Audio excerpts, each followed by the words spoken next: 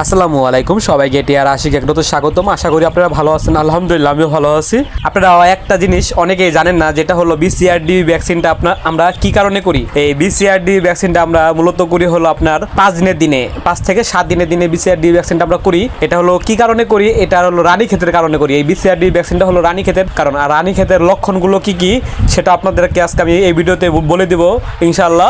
আমি আপনাদেরকে রানীক্ষেতের লক্ষণগুলো বলার চেষ্টা করব ইনশাআল্লাহ। রানীক্ষেতের লক্ষণ, ফার্স্ট লক্ষণ হলো আপনার চুনা পানির মতন সাদা পাতলা পায়খানা হয়। যদি দেখেন আপনাদের মুরগিগুলো সাদা সাদা পায়খানা করতেছে, মানে পাতলা পানির তরলের মতন, হ্যাঁ, তাহলে বুঝবেন যে আপনাদের খামারে রানীক্ষেত হয়েছে। আবার দেখবেন যে আপনাদের খামারের ভিতরে অনেকগুলো মুরগির ঘাড় বাঁকা হয়ে গেছে, ঠিক আছে, এটা হলো আপনার থায়োবিনের অভাবে।